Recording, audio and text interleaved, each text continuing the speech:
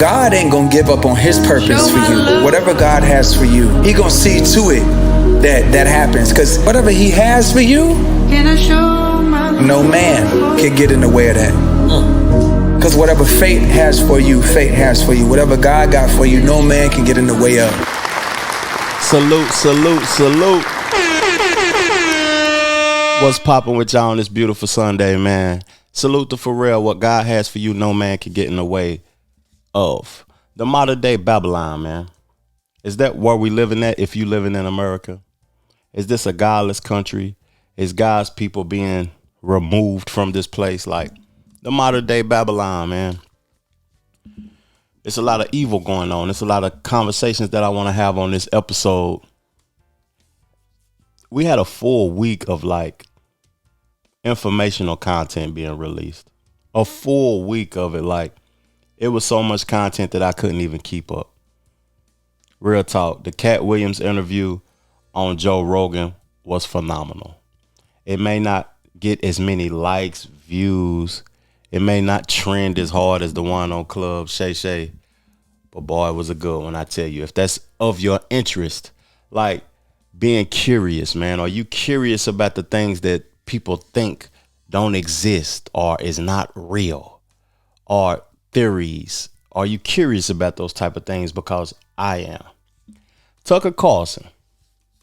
You know, I don't do too much political talk or talk about world leaders and the directions countries are going in and things. But that Tucker Carlson interview on Lex Fridman's podcast, it was great. It was a great episode, and I suggest everybody that's interested in world leaders, countries, the country that you live in, and the lies being told by the media. He was sincere in some of the things that he said. Like, people will not listen to certain individuals because they disagree with a lot of the points and the conversations that they talk about. But me, if I disagree with you, it makes me want to listen more. If I agree with you, then we don't have nothing to talk about. If I'm agreeing with everything, it's not interesting. So I'm going to talk about some of the points that really struck my brain and got my brain going and my juices flowing. Pause. That got me going in that conversation. And we're going to talk about that also. But before I get into those things, I'm going to talk about hip hop. That's what I specialize in. Hip hop conversations. That's one of my first loves, hip hop, man. I grew up wanting to create hip hop, loving the rhyme patterns, the wordplay, the instrumentals, the soul samples. I love hip hop, man. It's something that I'm not going to be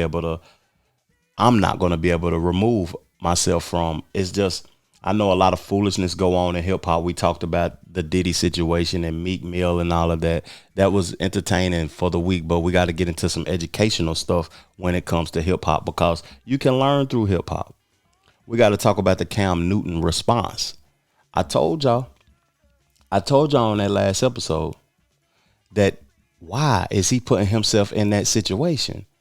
Like, sometimes once you get into a certain position, you have to value yourself more. You have to view yourself as more. Some people will look at that like you being an asshole, but that's not true. You just have to do what you have to do to protect yourself and to protect your brand and to protect your family if you are the breadwinner, and your kids and the people, your legacy, the people that you're employing. You have to protect yourself. And ESPN put out a list of the top 5 greatest. No, they put out a list of top 10. I broke mine down to top 5. But they put out a list of top 10 greatest college quarterbacks of all time. Y'all know I'm from a college town, Knoxville, Tennessee. I love college football. I love the SEC, the ACC, the Pac-12. I just love it all, man. And I give y'all my top 5, and I would love for y'all to give me y'all top 5 college quarterbacks of all time in the comment section also. But with no further ado, let's get into the podcast. Let's go. Let's go. Let's go. Let's go. Chill.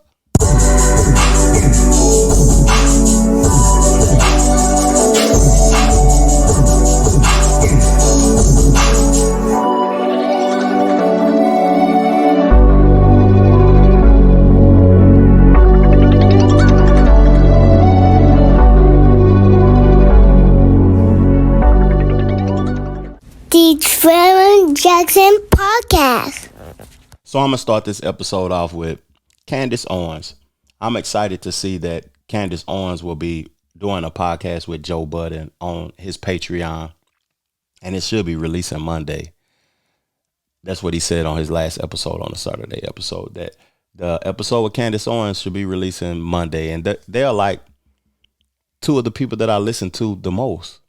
And I'm glad to see that they collaborated and came together and made one episode. And I'm excited to hear it. I like when people collaborate and do dope things or whatever. But she spoke on an interview recently, before the one released with Joe Budden, that she lost respect for Jay-Z. And why? Listening to Jay-Z, I would say Jay-Z and Kanye probably had the biggest influence on me. And there's a lot in Jay-Z's music that I'm so grateful for, because he made it clear on how to move in a business room, I would say. Yeah. So many of his lyrics talking about, this is how I think about it when they want me to do their shows. Like, how are they benefiting off of me, my brand? He's thinking like a boss. But then he gets up on stage and him and his wife tell people to vote for Hillary Clinton. I know Jay-Z is smart enough to know that's wrong. I know he's smart enough to know that's wrong because I listened to the DNA of his music. So if you got out, why don't you tell other people how to get out? And that's when I lost respect for Jay-Z, and it is what made me gain more respect for Kanye, because he is willing to say stuff that makes him unfavorable in Hollywood, where I think Jay-Z really cares about what Hollywood thinks about him. Let me clear my throat. It's pollen season. It's pollen season and pollen outside, boy. The key word was respect. My perspective on the word respect when it comes to artists and entertainers. I can enjoy the creativity, the things that you create, the success that you have, what you're doing to entertain me. But I don't know you as a human being to not respect you and to respect you. So she said she lost respect for Jay-Z. It's certain actions that Jay-Z do that is questionable to me. It's a lot of acts that all artists do that is questionable to me. We see what Diddy going through. We see Meek Mill is a gangster rapper, and now they saying that he's fornicating with another man that is P. Diddy, that's going through a lot of lawsuits and things. So she said she gained respect for Kanye West because he stand on things that she can agree with, that makes him not likable to Hollywood and to society. I understand where she's coming from with that because of the Republican aspect. And Kanye saying that George Bush don't like black people. Kanye, he putting on the MAGA hat and all of that type of stuff. And the White Lives Matter t-shirt, all of the things that he do to make people dislike him, but it's a message to some of the things that he say. Now, I agree with her when it comes to Hillary Clinton. Hillary Clinton, at that time, I kind of wanted her because I was thinking it was going to be an extension of Bill Clinton's presidency. But because I like Bill Clinton's presidency, to be honest with you. I didn't know much about politics back then. I wasn't even caring, but the world was much smoother. And me not knowing about politics and stuff, I wanted it to go back to that. Now, in this world, nothing goes backwards. Everything continues to evolve and moves forward. So with that being said, I agree with her on the Hillary Clinton, because we would have got to the point to where we're at now faster if Hillary Clinton would have won the presidency, with our leaders being obedient to the invisible people. That's what I'm going to say. So, but when it comes to respect, Kanye West he has the best album of all time to me, My Beautiful Dark Twisted Fantasy. That's my favorite hip hop album of all time. And he does a lot of questionable things. He says a lot of questionable things. He says that he has mental health issues. He's bipolar. He's all types of stuff, though. But if you all of that, how can I respect your words or trust what you're saying is authentic and value what you have to say? And as of recently, Kanye West has went off the rocker with something that he said about Adidas. Let me explain really clear to you guys what's happening with Adidas.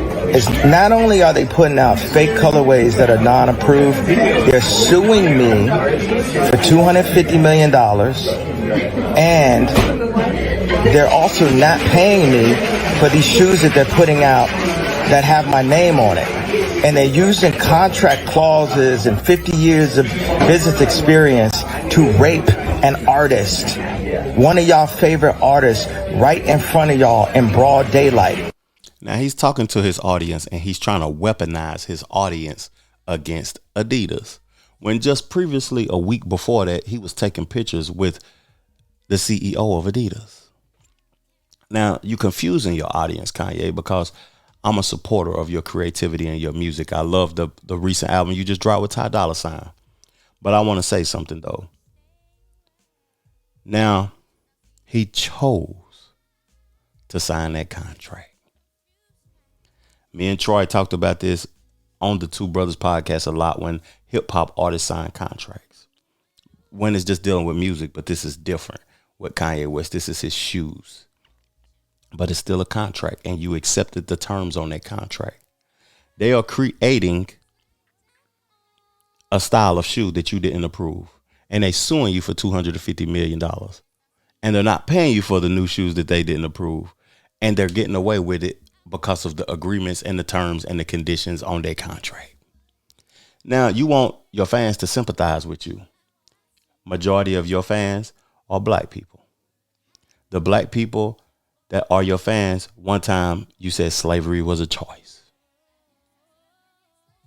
Why would we sympathize with you and feel some type of way about your contract when it was a choice? So it's all about decisions that we make. If slavery was a choice, which it wasn't to me, why are we concerned about the choice that you made signing that contract with Adidas? I can't stand for the foolishness, dog. I really can't stand for the foolishness. Now, we're going to get into a conversation about paying homage, or is this thievery? You know, Cameron, 50 Cent, Nas, the GOAT, my favorite rapper. We don't like using that word after what I just heard Katt Williams say on the Joe Rogan podcast. I don't like using that GOAT now, and I understand something, and I've been knowledgeable about this, but sometimes you lose your way. But is this paying homage, or is this thievery? Tyson, Jordan, Jackson, action, back guns. Michael, take your pick. Jackson, Tyson, Jordan, game 6. Your reign on the top was short like leprechauns. Your reign on the top was shorter than leprechauns. My brain on the top is long like marathons. When the Remy's in the system, ain't no telling. Will I fuck 'em, will I diss 'em? When the Remy's in the system, ain't no telling. When I fuck 'em, will I diss 'em? Cause I see some ladies tonight that should be having my baby. Cause I see some ladies tonight that should be rolling with Jason. Gon' blast sweet first, ask questions last. That's how most of these so-called gangsters pass. Sweet first, ask questions last. That's how most of these so-called gangsters pass. Isn't this great? Your flight leaves at 8, for flight lands at 9. My game just rewind. Isn't this great? My flight leaves at 8, my flight lands at 9. My game just rewinds. On the road to riches and diamond rings. Real niggas do real things. On the road to riches and diamond rings. Real niggas do. The Trevor Jackson Podcast. Now, I got something to say about that. I couldn't wait to address this also, because my view on that is that he was paying homage. Just a simple answer. He was paying homage to a friend, to somebody who he's supposed to collaborate with. He's doing that to keep the brother's name alive, to keep his legacy alive. That's purposefully done. He's not biting. You are immature if you think that he has to regurgitate Biggie's rhymes to be relevant. And he did it multiple times. Now, I've written raps. I have people that has created songs around the things that I've done, people that I know, and they didn't steal. They let me know what they did before they released it. And I was happy that they did it, because they're paying homage. They're showing love. Now, it shows me that a lot of people live with hate, envy, not wanting to be supportive of what someone is doing, what someone is creating, how someone is building a brand, how someone is keeping a brother's legacy alive. It's just, to me, people don't understand what homage is. People won't pay homage. People don't support you. People don't want to see you win. People don't want to see you help nobody else win. So it's not stealing to me specifically. I don't care if he said another one of Big's rhymes. Now, I was talking to a brother about this today, and if you don't know the person, like Drake or Rod Wave, no disrespect to these artists, Drake don't know DMX. DMX done diss Drake on a Breakfast Club and on interviews before. But he's created whole songs around songs that he's created. Is it stealing when a producer soul samples whole projects? Kanye West been sampling his whole career. Is he a thief? And he don't even know those people. Big was Jay-Z partner. And y'all hating on Jay-Z for keeping his name alive. His own partner. Yeah, y'all crazy, man. Folks be crazy to me. That's so I'm stealing for keeping my partner name alive. I'm trying to understand it because I really don't understand it. I really don't understand that, to be honest with you. Now we're gonna mention another one of the greats. I'm getting ready to segue into another topic of discussion. And Stephen A. Smith was on a platform talking about Eminem and Nas. Y'all know my biggest viewed episode on this channel is a review of Nas' album. My second biggest episode on this channel is a review of a Nas album. A few thousand. And I want to salute to y'all for a minute before I get into this. Thank y'all for what y'all done this month, for the elevation and the helping the channel evolve. We're over 120,000 views this month, over 500 new subscribers. On the audio platform, we done did 500,000 views. 500,000 views. I can't believe it myself. I couldn't believe it. And on Spotify alone, we have like 300 people that is doing their thing, man. That's commenting, that's sharing the show, man. Thank y'all for helping me evolve, helping the conversation of hip hop, helping the conversation of just wanting to evolve as a person. And if I get the information, I'm going to share it with y'all. And this is an objective perspective platform. And I don't have no ill will towards anyone. I'm just giving my point of view of the topics at hand.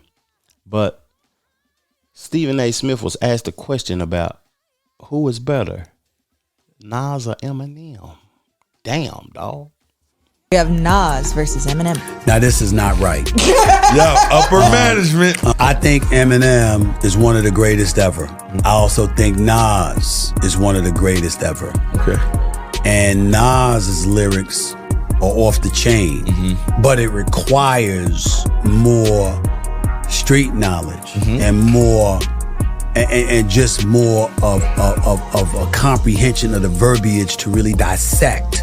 Whereas with Eminem, you get it. He gives it to you simple and plain. I'm gonna have to say, as much as I love Nas, and I do love Nas, I have to give the edge to Eminem. Whoa. I didn't expect that. Whoa. I had to give the edge to Eminem. Now, the best of Nas is better Than the best of Eminem. Right. But Eminem's, there's more consistency to his greatness as opposed to Nas is what I'm trying to say, which is why I have to give the edge. Okay. All right. That deserved a DJ Funk Flex bomb. That deserved a DJ Funk Flex bomb. That was a bomb. He said, Nas' lyrics require more street knowledge. And I can understand Eminem's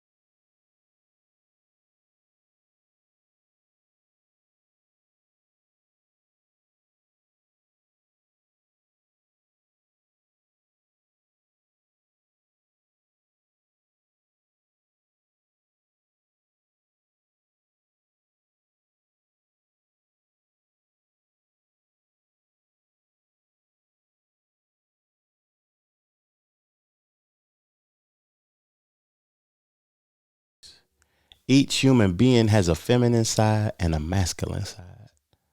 And ain't nothing wrong with that. But Dr. Umar was talking about blurring the lines. Entertainers and dresses. How real is that? I think it's real. Symbols are very important. Our brains are conditioned by what they see and what they hear. The eyes are extremely powerful. On top of that, subliminal suggestion, subconscious, absolutely is a very powerful way to condition people. It's been proven. If nothing else, major black celebrities wearing dresses is sending a message to black boys that blurring the line between masculinity and femininity may not necessarily be a bad thing.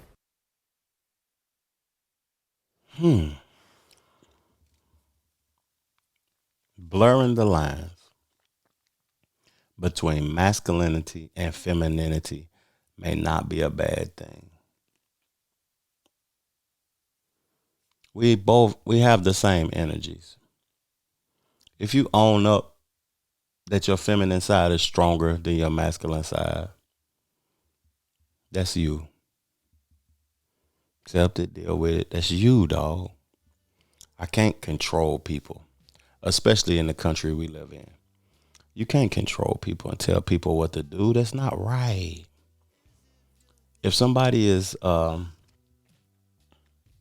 living in their femininity as a man more, and he's happy doing it, salute. But to survive in this world as a man, you have to tap into your masculine side, man, because we are the builders, the workers, the creators, the ones that do all the labor and the hard work and cutting the grass and building the buildings and all of that old type of stuff. But ain't nothing wrong as long as you own up to who you are, man. I kind of don't agree with Dr. Umar in that aspect, because you can do what you want to. You can choose to be, and you can do what you want to. Now, what I don't agree with is hiding it. Hiding it. And then when you get alone, you're soft. Like me, man, when I go to work and when I'm doing my thing, I stay in my masculine energy. I'm lit. You know what I mean? I'm telling y'all how I roll. When I'm at work, I'm all in my masculine energy. When I'm out in the streets, I got my head on a swivel looking around for anything going on. When I'm at home with my wife in the comfortableness of our home, I'm softer than whoopee cushion, than a pillow, nigga. I'm soft. And I can be that. And I'm on internet telling y'all that. And I don't even have to. But I'm soft. Because I done gave all my masculine energy to the world, man. I want to come home and relax. This is my place of comfort. I want to put on my robe, put a sip a glass of wine, AC blowing, fresh, fly than a frisbee, doing my thing, man. You know what I'm saying? I'm cooling. But if a man want to be like that when he's out in the world, that's cool. As long as that's you and you know that's you. And you can change. You can switch back over to your masculine energy if you want to. But what nobody's going to tell me is that we don't have both energies. We get ready to get into the conversations of Tucker Carlson's interview. We're going to touch bases on Cam Newton's response. And we're going to also talk about Katt Williams on Joe Rogan. But before that, we're going to promo some of my music. Snake the Great, I wouldn't change nothing. Let's go. If I had to do it all over again, I wouldn't change nothing. If I had to do it all over again, I wouldn't change nothing. If I had to do it all over again, I wouldn't change nothing. I had to get me something. I came up from nothing. If I had to do it all over again, I wouldn't change nothing. If I had to do it all over again, I wouldn't change nothing. If I had to do it all over again, I wouldn't change nothing. I had to get me something. I came up from nothing. I had to change my mental. upgrade my credentials. How a nigga came up, it wasn't accidental. Now monumental, more like legendary. A player never worry, bumping pop, Hail Mary, trapped off a Blackberry. Ain't contrary to your belief. I made it out them streets, don't acknowledge beef. Kept the play discreet, we too unique. On the winning streak, spent a couple racks at the boutique. I wouldn't change nothing, I'm always me. Never took a plea, nigga, you a flea. I'm your OG's OG. He called me for inspiration. Need a consultation, just make the payment for the conversation. If it's elevation or innovation, my expectation ain't limitation. You need a demonstration. My track record and reputation should be admiration. That's confirmation. I'm decoration for the trenches, off the benches, jump the fences, no penny pinching. We off the hinges. Hit the shot, my team winning. The series clinching. You niggas finished. Never timid. I've been a menace. No old dog, and every day is printed. Haters living 'cause my life changed. Should be happy, but you a real lame. If I had to do it all. If I had to do it all over again, I wouldn't change nothing. Okay, so the Lex Friedman podcast, they had Tucker Carlson on. They was talking about the war in Ukraine on the episode. They was talking about America funding the war in Ukraine. They was talking about his interview with Vladimir Putin in Russia and how he looked at the infrastructure of Russia. How when he went to the grocery store, he seen that the prices was way lower than Americans' prices. He seen that they wasn't dealing with inflation, even though they have sanctioned Vladimir Putin's money in America, his earnings. He doesn't even need it. The country don't even need it. They're not dealing with lack. He talked about how clean the country was in comparison to the United States. Y'all know, man, boy, when I visited LA a couple of years ago, it was a couple of months ago when I was in LA. Let me quit saying visited because I'm there frequently and going to be there more frequently. But when I was in LA, it was the filthiest place I've ever been in my life. Like I couldn't breathe. It was dirty. And why is that? Why do we have to live like that in America? He was talking about how he felt safer in the streets of Russia than he does in the United States. Why do we deal with such poverty in the richest country in the world? Why is it so much homelessness in the richest country in the world? Why is it just the way it is, period? And he explained some things like, we are being lied to, dog. Well, the central planning point is really interesting, but I just don't know where you're coming from. There's a capitalist system. I mean, the United States is one of the most successful capitalist systems in the history of Earth.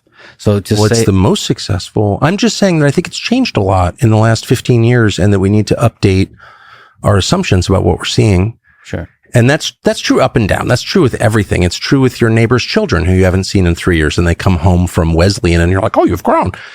That is true for the world around us as well. And most of our assumptions about immigration, about our economy, about our tax system are completely outdated if you compare them to the current reality.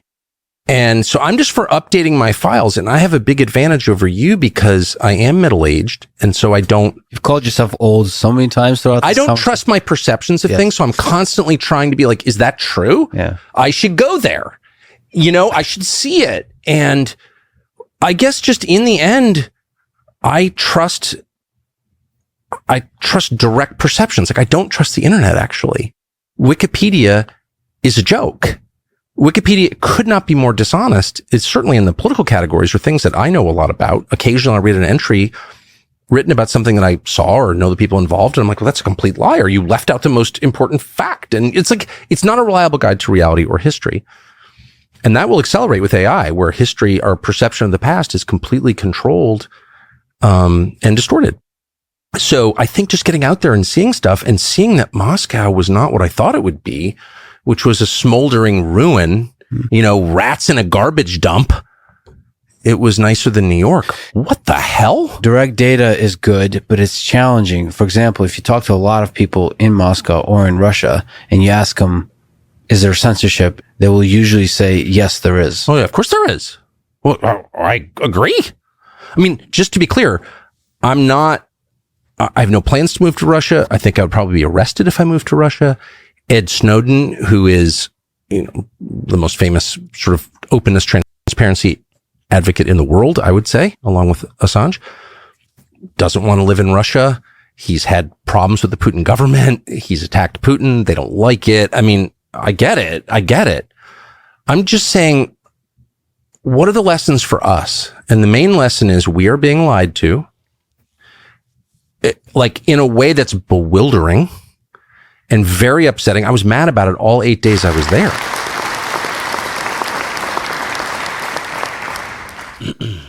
I traveled outside the country for the first time in my life 2 years ago, and I seen some things differently. I love the United States, and I wish that our country could unite. The main word, the first word in the United States of America. Why don't we just change it to the divided states of America? Because we're so caught up in this political party, the Democrats, the Republicans, when the left wing and the right wing is actually the same bird. But I just want things to be different. I want to see things evolve. He spoke also about crime and how crime can be resolved, but it's so profitable that we don't want to resolve it. We don't want to resolve crime. And I come up in impoverished communities to the status and the level I'm at now in life, and I've seen people seek finances, seek power over one another. And when I look at that, that's the opposite of uniting.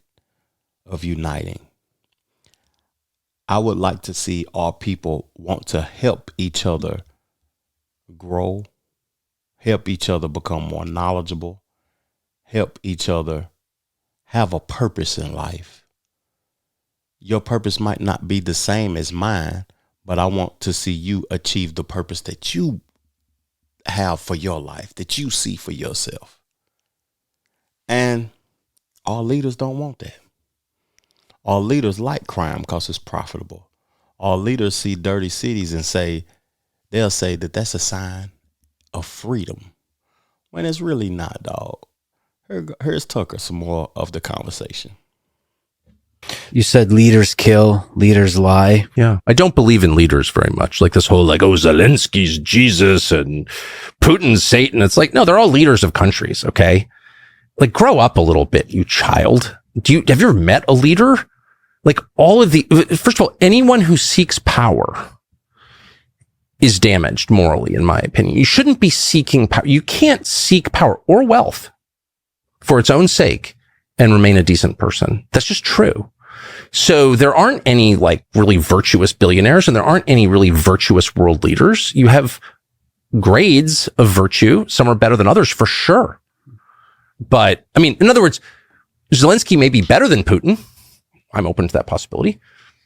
But to claim that one is evil and the other is virtuous, it's like you're revealing that you're a child. You don't know anything about how the world actually is or what reality is. Like that's quite a realist perspective, but there is a spectrum. The Trevor Jackson Podcast. I remember when I was young, I used to look at presidents and people that was leaders, teachers, community people, bus drivers, police officers, as people who contributed to helping me get to where I want to get to. Like a teacher taught me. They cared. They cared about my well-being and my evolution, me growing as a person. Now I see people want those positions, not teachers or whatever, but presidents, directors, VPs of companies, and presidents of the United States, senators, mayors. They want that because they want a sense of power and stability over other people, to see themselves as more than you. And that's wrong. That's not morally correct, like what Tucker was saying. People will strive and die and work and stay on their computer and read 1 million books to try to achieve and out-achieve you so they can obtain power. But that's not what it's about. When you get those roles, you are a public servant.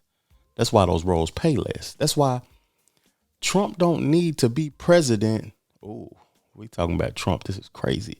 Trump don't need to be president for the financial thing, for the $400,000 a year. Is that what they still pay the president, $400,000 a year? Because I remember that was going around the internet around the time Bush was president. He don't need that $400,000 a year. He don't want the salary.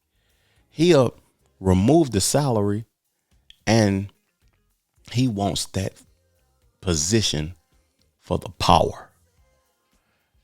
And that power is not morally correct. Let's listen to Tucker some more. Just wanted to hear his perspective. Again, I've probably asked more asshole questions than like any living American. You know, I'm, as has been noted correctly, I'm a dick by my nature. And so I just feel at this stage of my life, I didn't need to prove that I could, like, Vladimir Putin, answer the question. Sure, for sure. You know, I think if I had been, 34 instead of 54, I definitely would have done that, because I would have thought this is really about me and I need to prove myself. And also, no, I just, there's a war going on that is wrecking the U.S. economy in a way and at a scale people do not understand. The U.S. dollar is going away. That was, of course, inevitable ultimately because everything dies, including currencies. But that death, that process of death, has been accelerated exponentially by the behavior of the Biden administration and the U.S. Congress, particularly the sanctions. And people don't understand what the ramifications of that are. The ramifications are poverty in the United States. Okay. So I just wanted to get to that, because I'm coming at this from not a global perspective. I'm coming at it from an American perspective.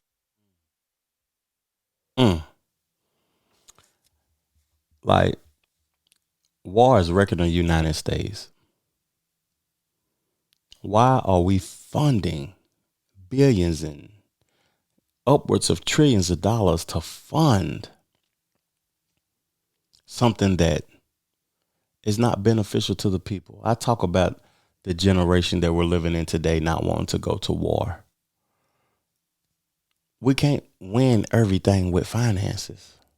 We have to remove ourselves or not participate in that. The whole world is looking at us to be leaders when we're not leading our own country. Now, I'm about to switch the topic, but I want to tell y'all, man, go check out that interview and have a perspective for yourself and remain objective, because that was a dope conversation and I appreciate that conversation.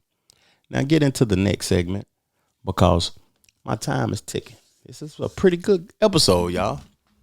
41 minutes in right now. We 41 minutes in. I want to talk about the Cam Newton fight. I want to address the fight. On a couple of episodes ago, I talked about how Cam Newton should have not made himself so accessible to people. How he shouldn't have been so accessible. And how did the fight happen in the first place? What was said? What was being done for people to want to get physical? And just yesterday on his show, he addressed the fight.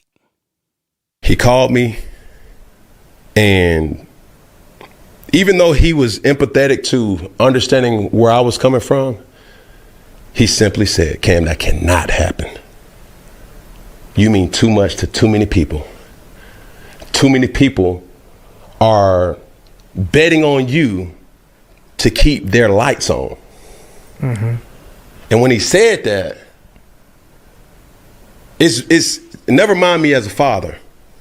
Because when I say peg, I think about you. I think about the kids who look up to me, and also whether they verbalize their appreciation or just stare in amazement. I feel like I let them down. Because I can't sit up here and say, hey, bro, you got to be bigger than that. And then all of a sudden I do that. And that just goes to show you, you got to always stay in control of your emotions. And that's where the humanistic side came in there. And there's no excuse. It's really not. Because it could have been a melee.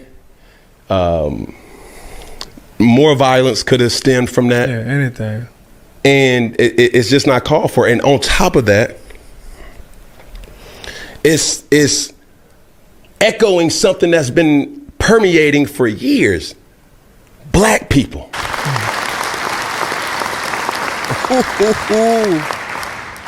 You gotta learn to control your emotions.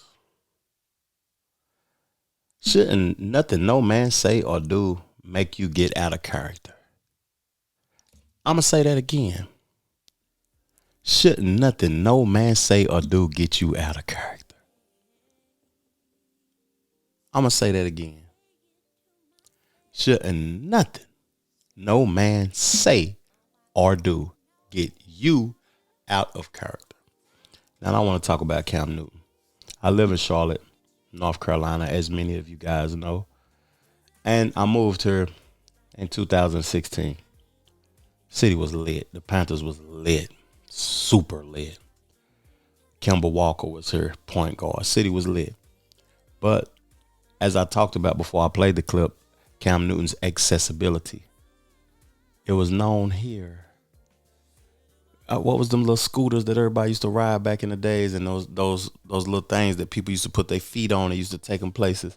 I don't know the name of those little rides or whatever, but when you downtown Charlotte, you could see some Cam Newton every day. Cam Newton was outside. He was easily accessible. Now, when you have responsibilities, families, kids, mothers, grandmothers, and everybody depends on you, you have to value yourself different. You have to protect yourself differently because you have people depending on you. And I salute Cam Newton for how he addressed that, how he said that, how he broke that down, and how he spoke about him knowing that there's no excuse. I messed up. Steph, I apologize, TJ. And I see what y'all doing. I see, and I could call it what it was. It was some words that were said, and I think the words triggered them, and it was words that triggered me. So with that, I know what they do for the kids. I know their level of commitment to impacting or using their platform for a positive way in the community. Anybody who takes the time to caters to be of service to somebody else, my hat goes off to them. And I know what it's like. It's a lot of money. It's a lot of time. It's a lot of energy that goes, and it's a lot of effort that goes into making these kids' lives extremely easy. And I don't want these kids, no matter what team you play for, doesn't matter what sport you play, it could be AAU basketball, it could be football, to take this opportunity for granted, because there are learning tools that could be had in this situation. What I played that clip for at that time is trigger words. You know, playing sports and stuff, people like the camaraderie of the back and forth, the arguing. I'm better than you. I'm shaking you. I'll take you to the hole. You trash. You ain't this. You ain't that.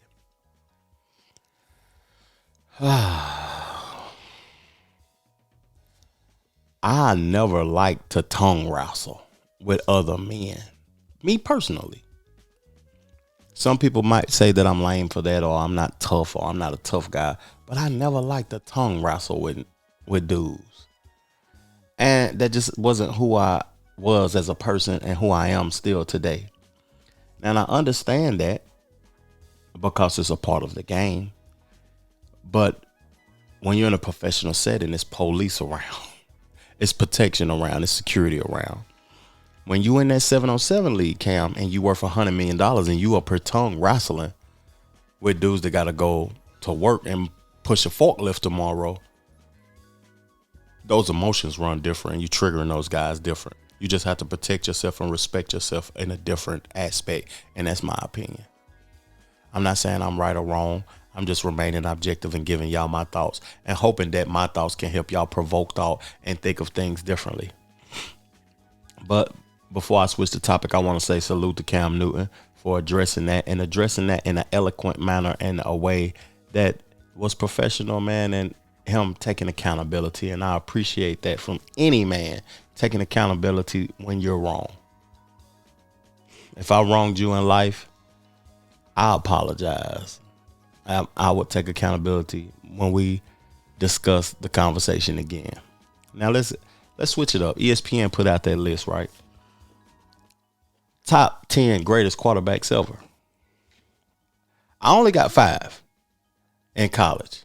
And I'm going to give y'all my 5. And I'm going to tell you why they made it to my 5 when I address them. So number 1 is Tim Tebow. It has to be Tim Tebow, don't it? Tim Tebow was unstoppable in college football. He was beating the brakes off of everybody. Tim Tebow was unstoppable to me. He was running it. He was probably the first running quarterback in the game to me. And I just got Tim Tebow at number 1. Florida. How many championships he won? He won two championships. He won 2 championships. That's what I think. 2. No, he won 3, but he wasn't the starting quarterback on that 3rd one. They was unstoppable. I just remember that back in the days, them boys was unstoppable. Number 2, I'm going with Cam Newton. I just got to go with Cam Newton at number 2 because what he went through, he was a backup for Tim Tebow. Then when he got his opportunity, he made the best of it. I remember the SEC championship game against South Carolina, and oh my God, Cam Newton was out there balling. Cam Newton was unstoppable at one point in time. We don't give him the credit that he deserves because of how he went out of the NFL, but at one point in time, he was unstoppable. Number 3, I'm going with Joe Burrow. The boy nice. That year of college football might be one of the most disrespectful years of all time. They just was whooping on folk. And it was no denying that they was going to whoop people. I remember talking to one of my friends named Austin. That's a LSU fan. The first game of the season, when I watched them play, they were so dominant in that first game. I said, they going to win the national championship. I was confident in my answer when I said that because they was that dominant. Number 4, I'm going with Vince Young. He might not statistically be deserving of number 4. He might not be the best quarterback. I know it's a plethora of others. Y'all see I got Peyton Manning on the imagery, but I'm going to tell y'all why Peyton Manning didn't make my top 5. But he's number 6 for an honorable mention, and I'm from Knoxville, and I'm going to tell you why. But Joe Burrow, number 4. Vince Young, number 4. Number 5, Johnny Football. Maybe my favorite game of all time in college football history was when Texas A&M beat Alabama. Goodness gracious. That was ridiculous, dog. That game I was on the edge. I ain't even a fan of none of them teams. And I was rooting for Texas A&M. The little dude out there running from the big old linebackers and middle linebackers, throwing them incredible passes, doing this thing, exciting the world that night. I remember I was at the Buckhead Tavern in West Knoxville, Tennessee, having a ball that night, man, playing darts and throwing the little sack in the hole. What is that called? I forgot the name of that game, but we was having a ball, drinking and eating chicken wings and stuff before I became vegan. We had a ball that night. And my honorable mention, Peyton Manning. Peyton Manning. You let this whole city down. You let the whole state of Tennessee down. You went to the NFL and won championships. You had probably one of the meanest rosters in college football history. You had three running backs and 1 fullback. All of them went to the league. You had a plethora of wide receivers, offensive linemen. Think about the coaches that you had, dawg. You had 3 coaches that all became head coaches. I ain't even gonna say no names right now. Peyton Manning team, that Tennessee team was loaded. He never beat the Gators his whole 4 years. Never won a championship. He only won one bowl game in 4 years. When it counted, you took the L, dog. You can't be a top 5 greatest. Statistically, you the greatest. Statistically. But statistics don't win games. My opinion. But salute to Peyton Manning, man. Salute to that. That's my top 5 greatest quarterbacks. Before I go, though, I'm going to play this snippet because I don't want to run over the hour limit. I would extend the show because I got a lot of things I could talk about. But I'm going to play this snippet of Katt Williams leaving Joe Rogan speechless, and I'm gone. Thank y'all for tuning in to the show, man. Peace, love, plenty of abundance. Make sure you go get you some money, and I'm out. Chill. Joe Rogan's left speechless. The earliest I had seen that word transgender was Baphomet, the transgender. I knew that in the ritual of Baphomet, the transgender, to show allegiance to him, you had to kiss his ass ring, and that somehow calling people the goat would be normalized over the sheep being always the most popular reference. God damn, we got some good weed, Cat. Jesus Christ. This must be the weed. I'm trying to figure out how to jump in on that.